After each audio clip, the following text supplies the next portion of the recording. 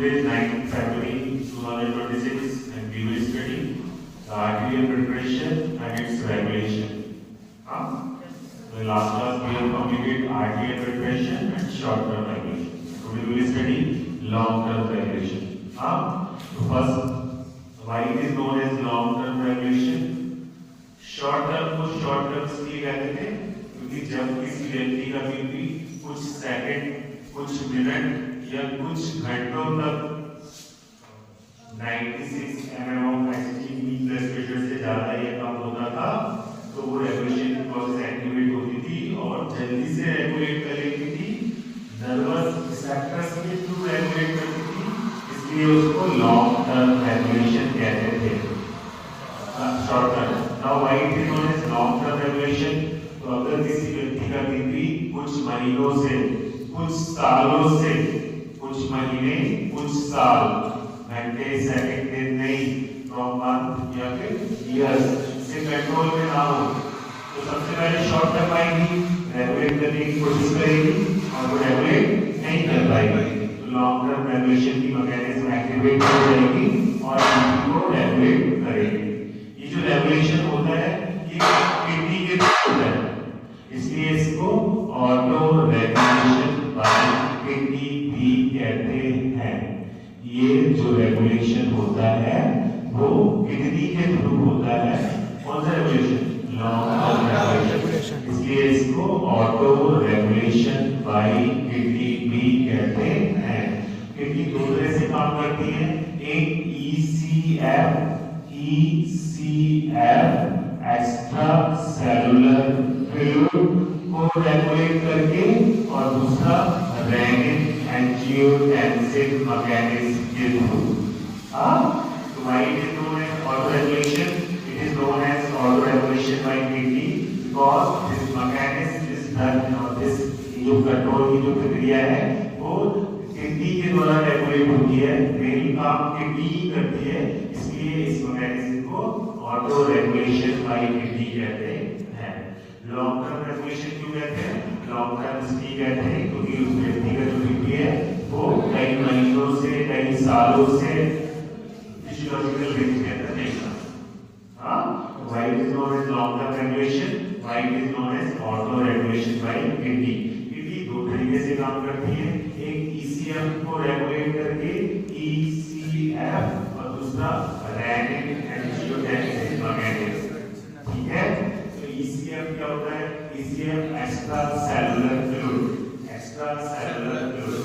इसका सिंपल तरीका है, अगर सपोज किसी व्यक्ति का बीपी बढ़ जाएगा, ऐसे बीपी बढ़ जाएगा मतलब 96 mm of Hg से ज्यादा हो जाएगा। कौन सा बीपी?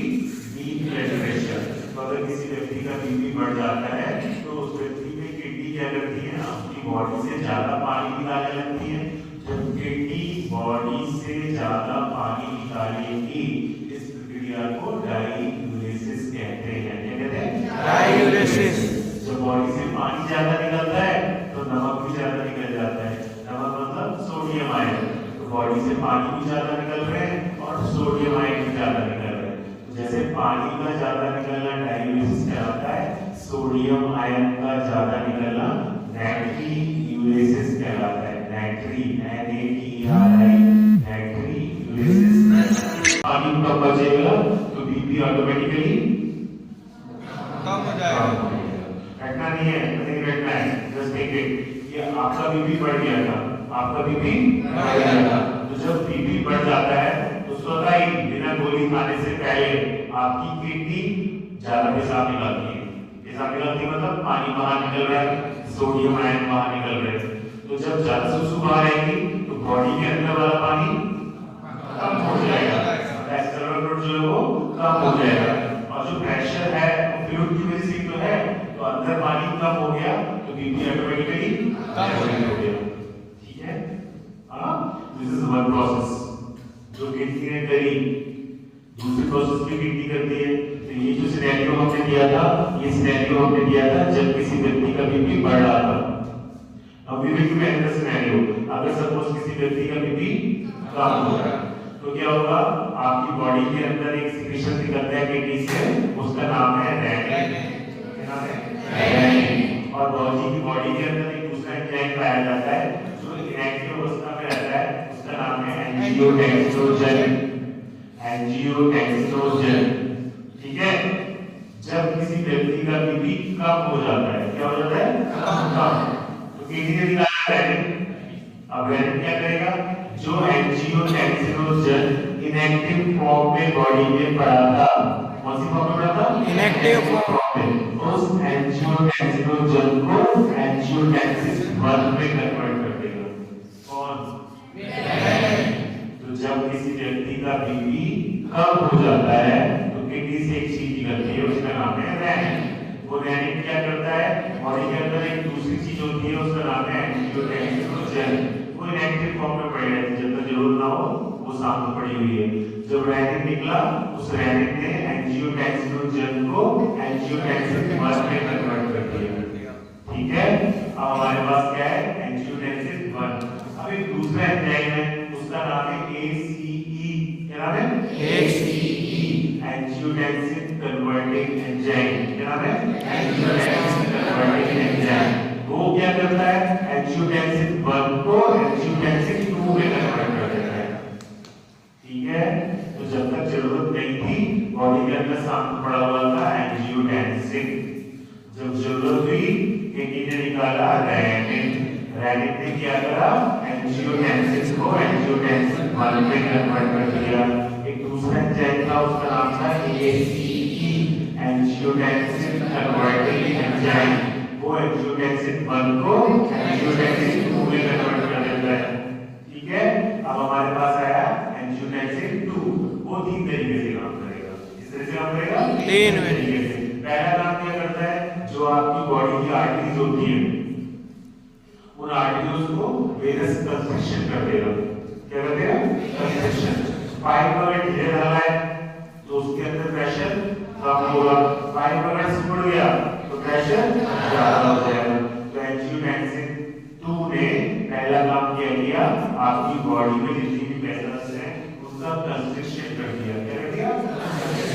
तो जब वेनस कंस्ट्रक्शन होगा, डिस्टेंस ज्यादा लगेगा और बीपी ऑटोमेटिकली।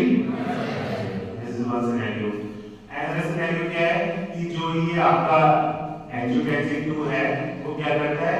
जो नेफ्रॉन होते हैं, नेफ्रॉन की स्ट्रक्चर में सपोज इज अ नेफ्रॉन, एक आर्टरी का बंच ब्लड लेके आता है और एक आर्टरी का बंच ब्लड को लेके जाता है। जो लेके आता है उसका नाम है अफ्रेंट, जो लेके जा रहा है उसका नाम है डिफरेंट। तो जो अफ्रेंट आर्टरीज है उसको भी सिकोड़ देता है। कौन? एंजियोटेंसिन।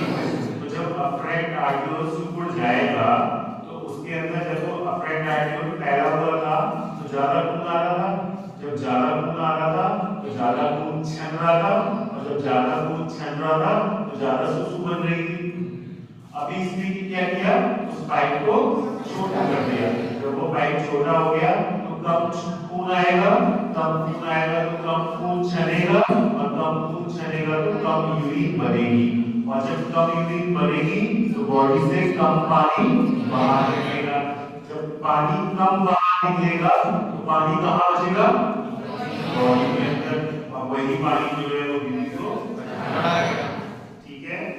हाँ, दिस इज द सेकंड तरीका कि एंजियोटेंसिन ने कैसे काम किया। पहला तरीका क्या था कि बॉडी में जितनी भी वेन वेसल्स थी, आर्टरीज, उसको सिकोड़ दिया। जब वो सिकोड़ गई तो डिस्टेंस बढ़ेगा और बीपी बढ़ जाएगा।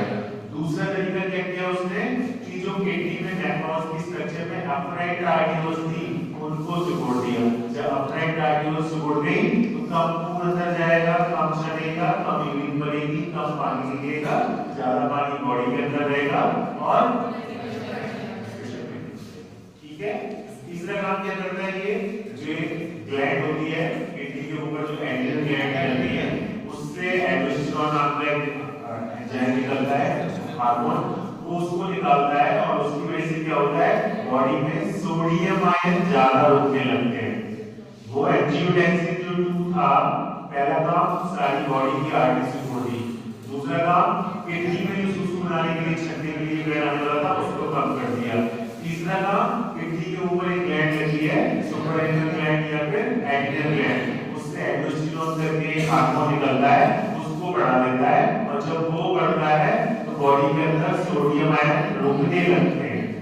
कौन रुकने लगते हैं? सोडियम आयन रुकने लगते हैं। अब सोडियम आयन का अपना काम है क्या? नमक को कहीं भी रख दो, किसी को नमक खोल के रख दो तो नमक धीरे धीरे हो जाएगा।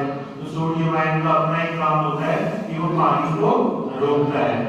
तो जो एल्डोस्टेरोन था, क्या नाम था? एल्डोस्टेरोन, वो सोडियम आयन को बॉडी के अंदर रोक रहा है। वो बॉडी के अंदर रोक रहे हैं, और तो क्या होगा? पानी भी ऑटोमेटिकली बॉडी के अंदर रुकेगा। सोडियम आयन रुके, पानी रुका, पानी बॉडी के अंदर बढ़ गया, और बीपी ऑटोमेटिकली बढ़ गया। ठीक है, ये सारी कहानी जो हो रही है वो किडनी के थ्रू हो रही है, कोई और ऑर्गन नहीं चाहिए। इसीलिए इस प्रोसेस को ऑटो रेगुलेशन बाय किडनी भी कहते हैं। समझ आया? So what is a long-term regulation?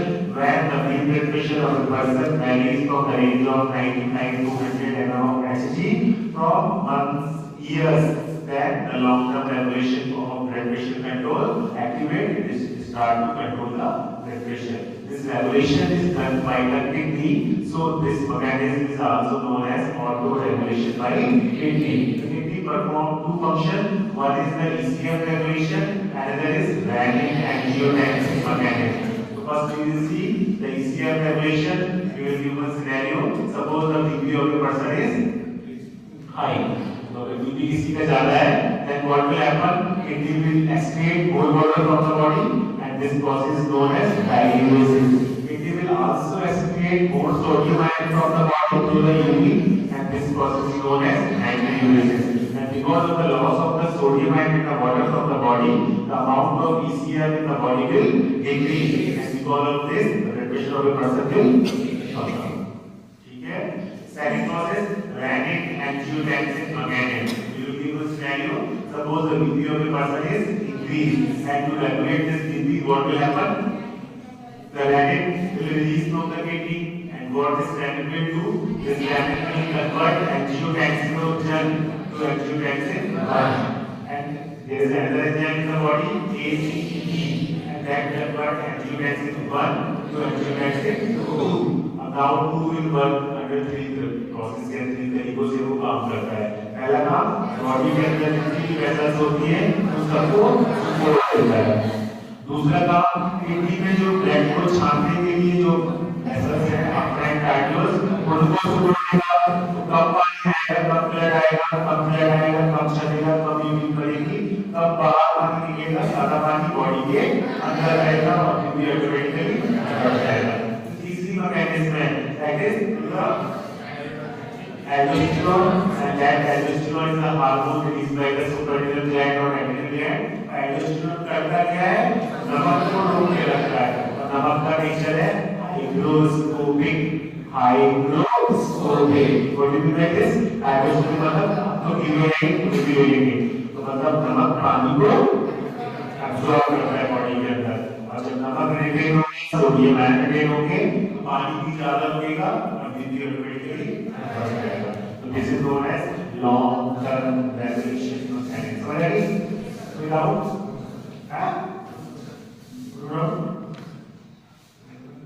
Question होगा स्टैंड नंबर 6 फॉर ए गोल।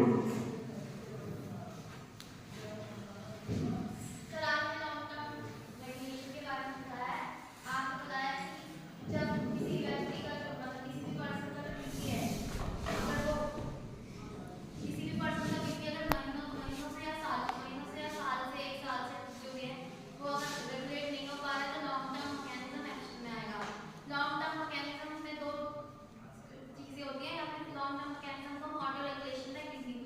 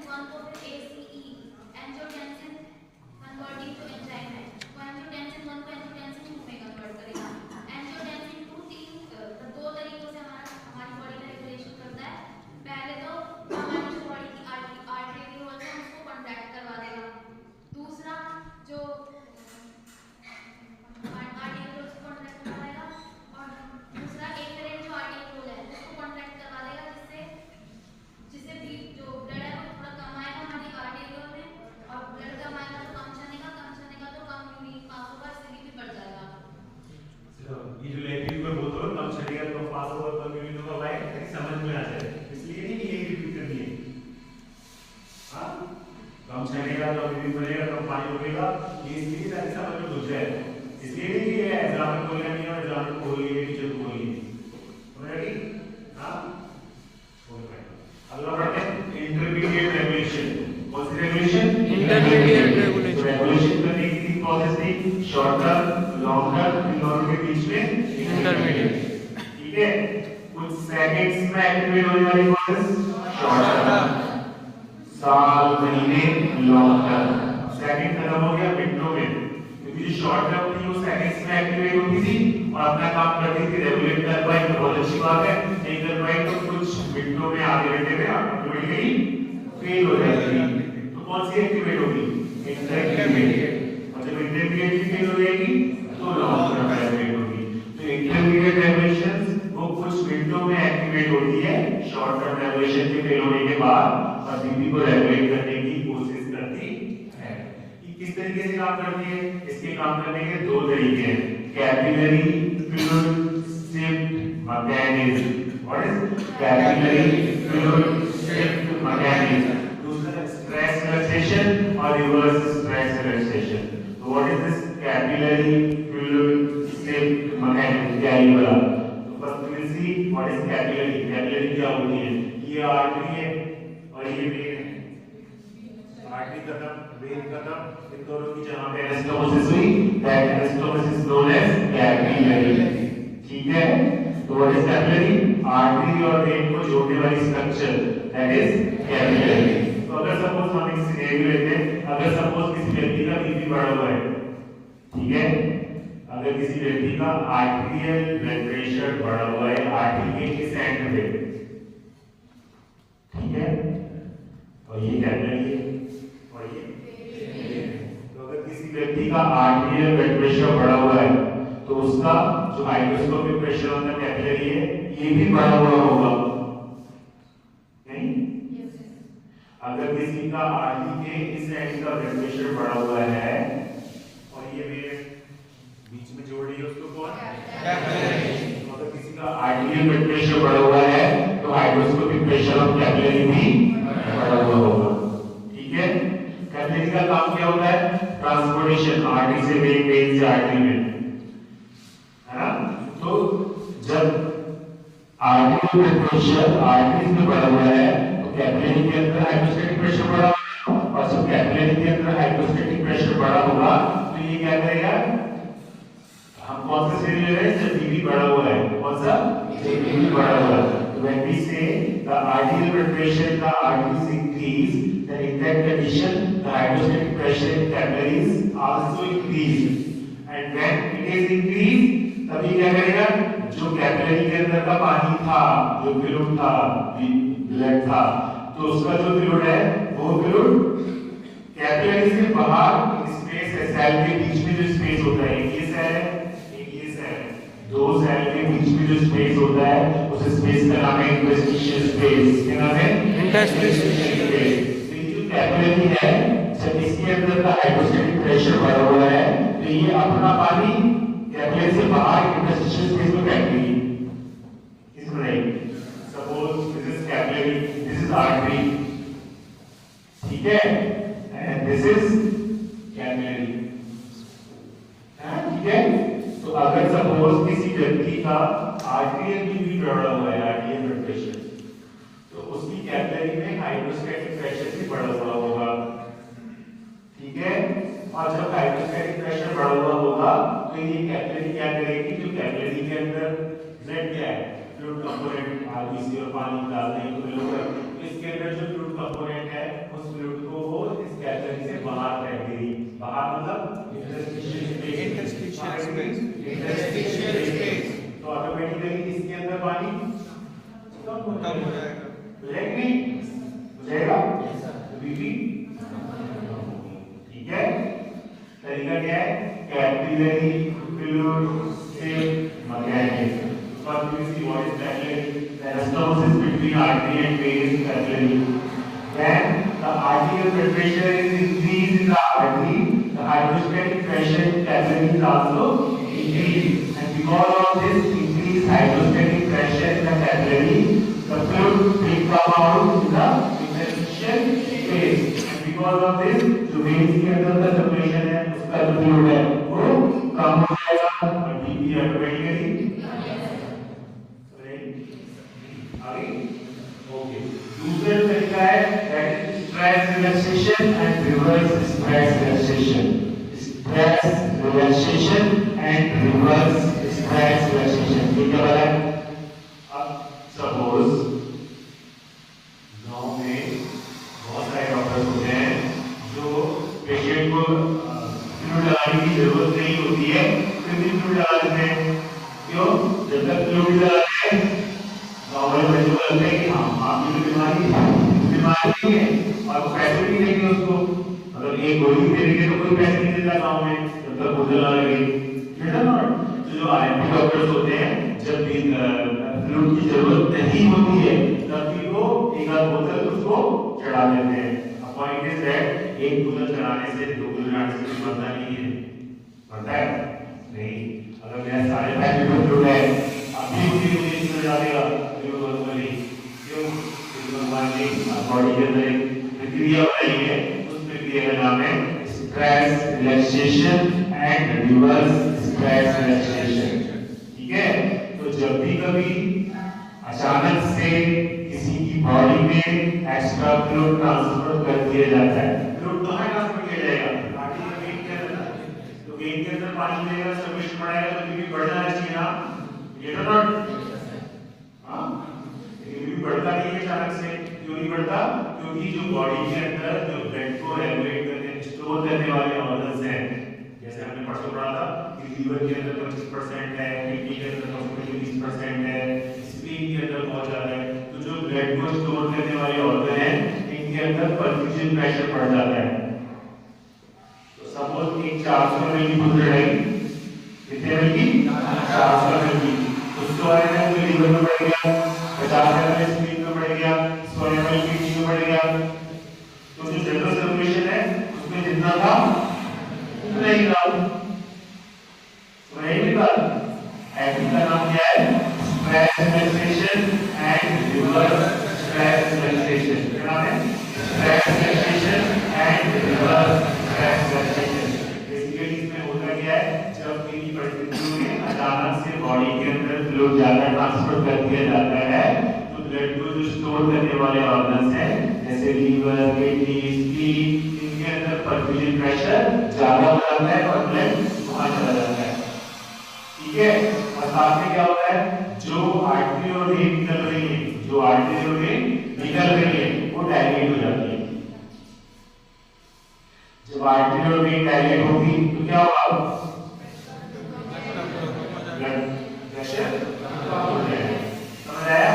तो जब किसी व्यक्ति के अंदर अचानक से फ्लूइड ट्रांसफर किया जाता है तो उसका बीपी अचानक से शूट अप नहीं होगा। क्यों नहीं होगा? This is the cause. What is the cause? जो ब्लड को स्टोर करने वाले ऑर्गन हैं जैसे लीवर, किडनी, स्प्लीन उनके अंदर परफ्यूजन प्रेशर बढ़ जाता है और जो आर्टरी निकल रही है, वेन निकल रही है वो डायलेट हो जाएगी और इसकी वजह से जो बीपी है वो ऑटोमेटिकली कम हो जाएगा। समझ आएगा? ये शेड्यूल आप क्या करेंगे? बुक में लिखा हुआ है ना तो लिखने के जरूरत है याद रहेगा। ट्रांसफर बस बुक में लिखा हुआ है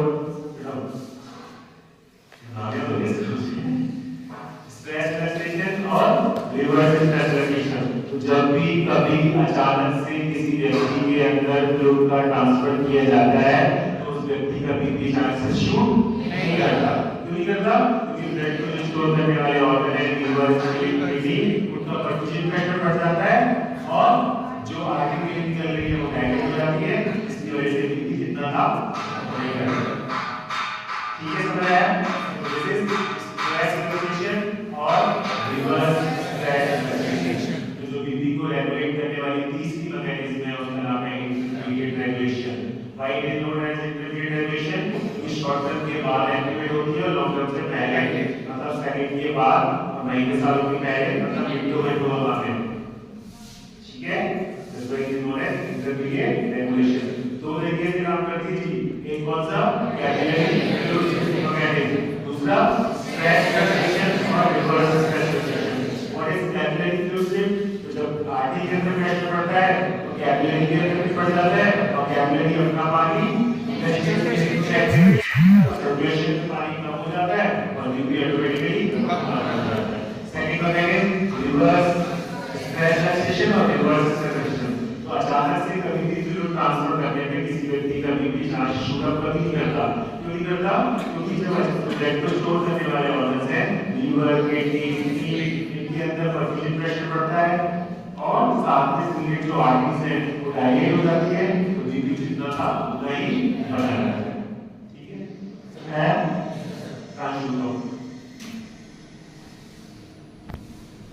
सर आपने इंटरमीडिएट बताया, इसमें कैपिलरी फ्लूइड शिफ्ट बताया, तो आपने ऐसा बताया कि बीपी ज़्यादा होता है ना, तो एक तरफ आर्टरी से और वेन के बीच में कैपिलरी बताई आपने। आर्टरी की तरफ से बीपी शूट करेगा तो कैपिलरीज से होके निकलेगा, तो कैपिलरीज ना ऑर्गन के अंदर शिफ्ट कर देती है इंटरकोस्टल स्पेस के अंदर।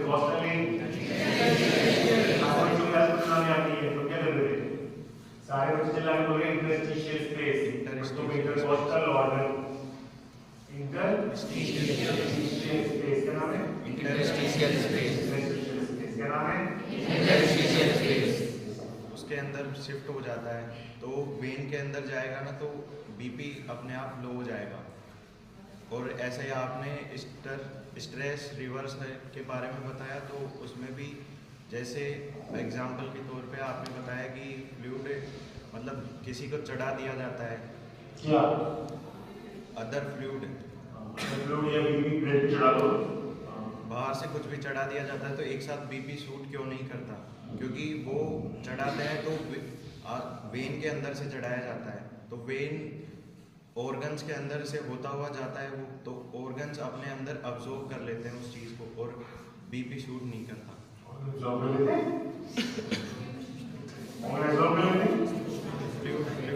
कभी किसी व्यक्ति के अंदर अचानक से फ्लूइड का ट्रांसफ्यूजन किया जाता है तो ब्लड को जो स्टोर करने वाले ऑर्गन है उनका परफ्यूजन प्रेशर बढ़ जाता है। Perfusion pressure organ such as liver, kidney और आपने जो लेडी उसके आर्टरीज और वेन है वो डायलेट हो जाती है, जिसकी वजह से बीपी जितना था उतना ही रहता है, बढ़ता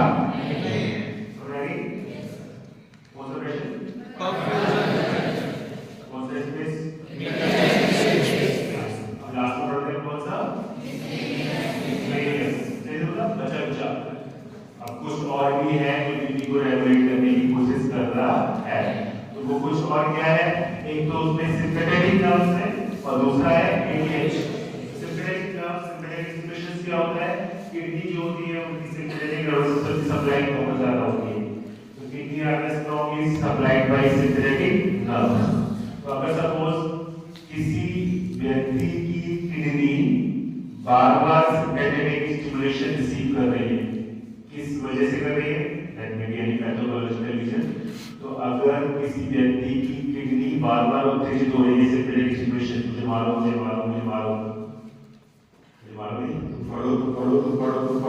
तुम पढ़ने ही लगोगे ना? नहीं, रोज पढ़ के मारो तो पढ़ गया, तुम पढ़ने लगोगे ना? पढ़ने को जाती है। तो अगर किसी की किडनी रोज सिंपैथेटिक स्टिमुलेशंस रिसीव कर रही है,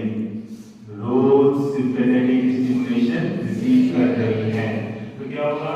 वो किडनी के अंदर जो प्रेशर है, किडनी के अंदर जो फ्लूइड का रिटेंशन है वो ज्यादा होने लगेगा। If there will be more sympathetic stimulation to kidney regularly, there will be the retention of fluid in the kidney. Kidney के अंदर जो फ्लूइड का रिटेंशन होने लगेगा और जिसकी वजह से जो बीपी है क्रॉनिकली एलिवेट हो जाएगा। तो अगर किसी व्यक्ति की किडनी बार-बार सिंपैथेटिक स्टिमुलेशन को रिसीव कर रही है तो क्या होगा? किडनी के अंदर फ्लूइड का रिटेंशन होने लगेगा और बीपी जो है वो एलिवेट हो जाएगा, बढ़ जाएगा। ठीक है, दिस इज बचा कुचला जो मेन मैकेनिज्म थी वो शॉर्ट टर्म, लॉन्ग टर्म और इंटरमीडिएट थी। इसके अलावा भी कुछ है बचा कुचा, उसमें से एक है सिंपैथेटिक स्टिमुलेशन ऑफ किडनी। क्या नाम है? Sympathetic stimulation of kidney. इसमें क्या कहानी लिखी है? इसमें ये लिखी है कि किडनी सिंपैथेटिक नर्वस सिस्टम से बहुत बहुत ज्यादा सप्लाई होती है। अगर बार बार किडनी को सिंथेटिक स्टिमुलेशन दिया जाए तो किडनी फ्लूइड का रिटेंशन करने लगती है, जिसकी वजह से बीपी क्रॉनिकली एलिवेट हो जाता है। समझ रहे हैं? नहीं, क्या बोला मैंने? दोबारा से बोल देता हूँ। सिंथेटिक स्टिमुलेशन बाय किडनी, इसका मतलब क्या है? किडनी सिंथेटिक नर्वस सिस्टम से बहुत ज्यादा स्टिमुलेट होती है। अगर बार बार किडनी को सिंथेटिक स्टिमुलेशन दिया जाता है तो किडनी फ्लूइड को रिटेन करके रखने लगती है, जिसकी वजह से क्रॉनिकली बीपी एलिवेट हो जाता है। ठीक है, समझ रहे हैं? लास्ट है role of ADH. ADH pituitary gland के लास्ट लोब से निकलते हैं दो हार्मोन, एक वैसोप्रेसिन और दूसरा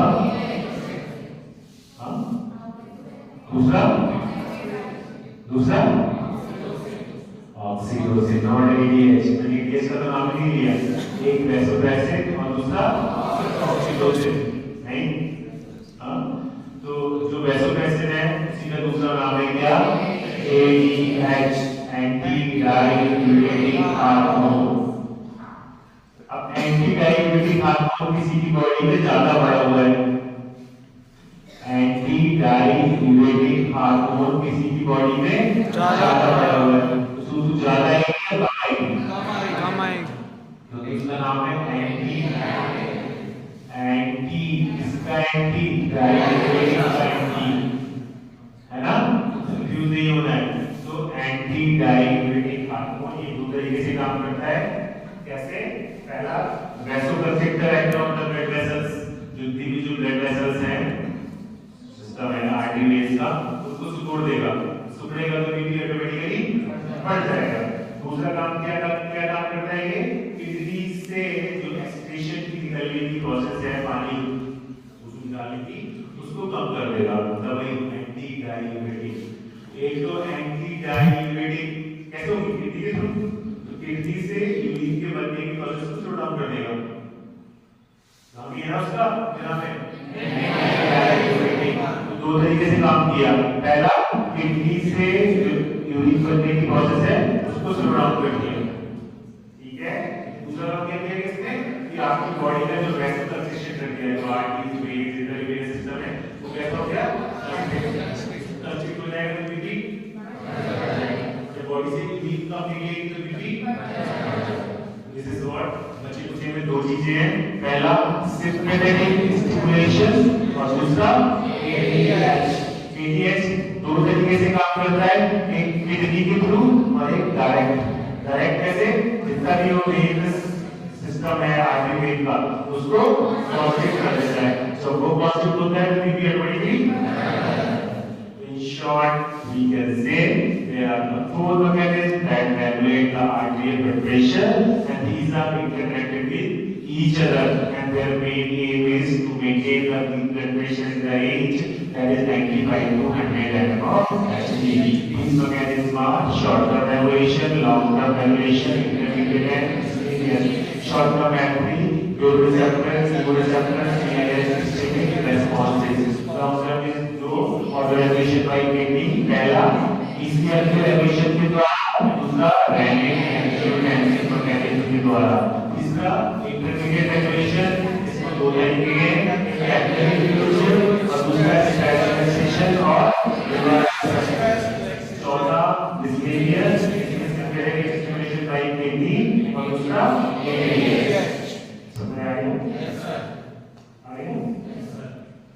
ओ बताओ तुम्हारा नाम क्या है? हाँ, क्या नाम है?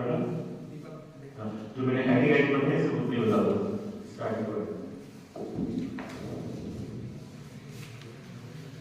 क्या मैं दीपक, थोड़ा बताओ।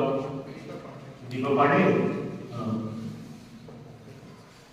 हाँ, चार मैकेनिज्म होती है बीपी को रेगुलेट करने की। पहली Deepak Pandey short term regulation,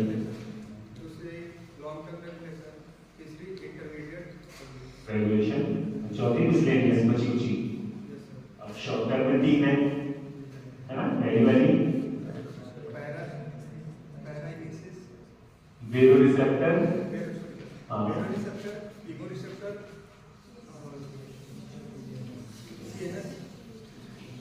ischemic responses, CNS ischemic responses। दूसरी लॉन्ग टर्म रेगुलेशन है ना, किडनी के थ्रू होती है ना, इसमें दो है, एक ईसीएफ के थ्रू और दूसरी एक दूसरी पॉइंट है पहली ईसीएफ के through renin angiotensin mechanism. Very good. तीसरा intermediate capillary fluid shift mechanism, क्या नाम है, कैपिलरी फ्लूइड शिफ्ट मैकेनिज्म। दूसरा ऑर्गन के अंदर चला जाता है अचानक से स्ट्रेस रिलैक्सेशन और रिवर्स स्ट्रेस रिलैक्सेशन, है ना। चौथा मिसलेनियस बचा sympathetic stimulation by the kidney. Very good. दूसरा एक हार्मोन था ADH हार्मोन। Very good. चलो आपको तो इसमें दीपक पॉइंट हो गए। तुम बताओ तुम्हारे साथ में बैठे क्या नाम ये भगवान क्या नाम हुआ? हाँ आज तो नहीं बेटा ये नाम वाह बताओ नाम बताओ। हाँ तो नाम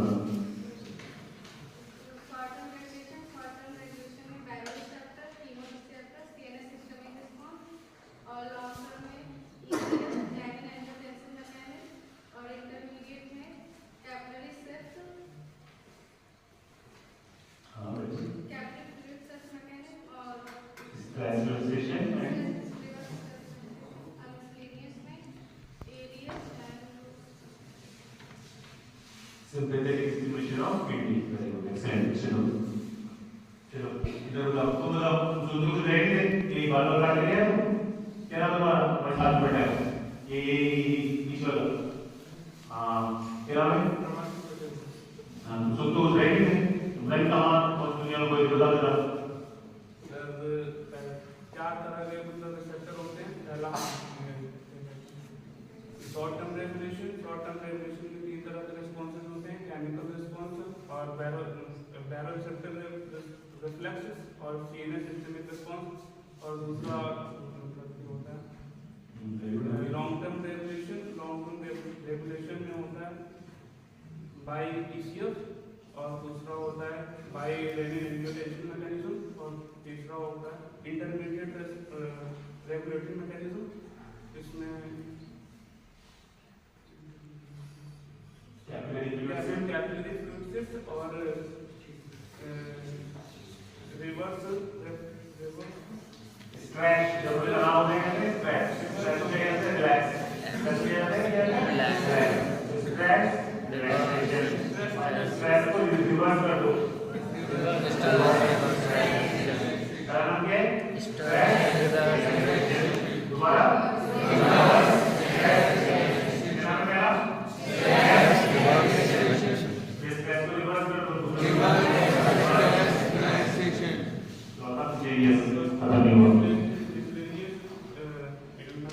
उसमें आता है बाय सिंपैथेटिक नर्वस सिस्टम के थ्रू और दूसरा आता है बाय रेडिएशन। गुड। तो मेरा सुनिए इसे हम चलो को अब बोलिए जो क्या